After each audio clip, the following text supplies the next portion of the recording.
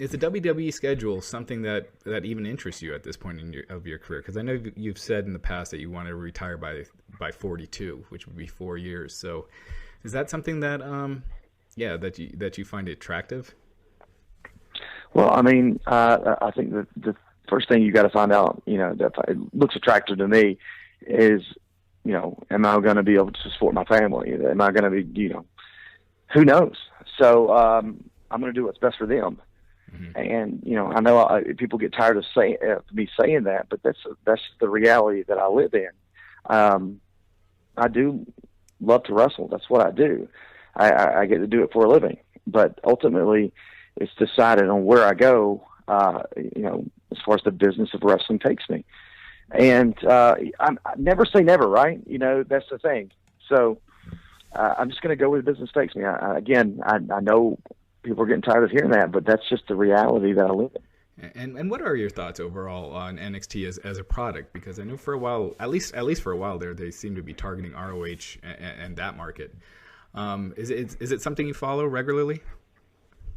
I do keep up with it because I have friends that wrestle there. Mm-hmm. I'd be lying if I didn't say that NXT was a smart game plan. They're taking some of the best wrestlers from all over the world, and putting them on a bigger platform.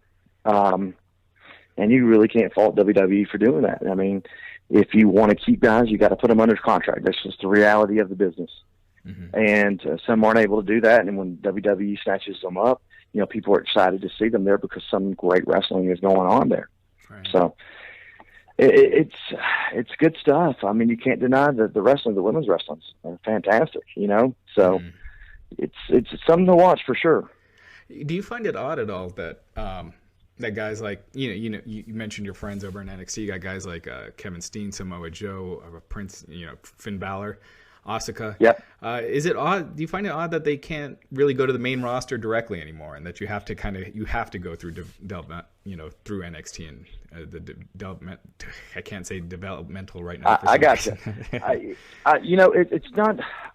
Some people may look at it that way, but you have to make sure, because the Indies doesn't teach you everything you need.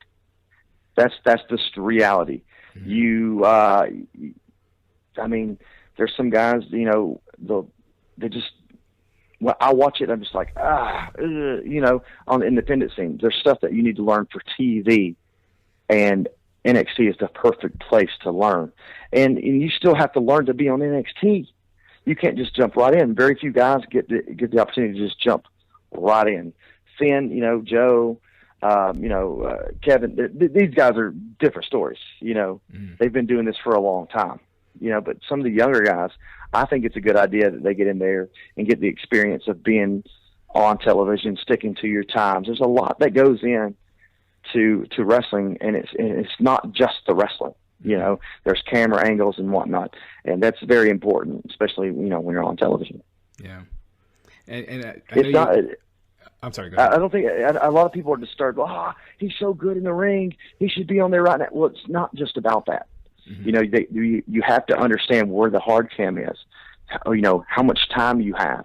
Everything has to go into this, and it takes repetition to know exactly how to pin a guy, when to pin a guy, how much time you have, and when to look, when you're doing all this. Yeah. So it takes experience, and NXT is a great place to learn that.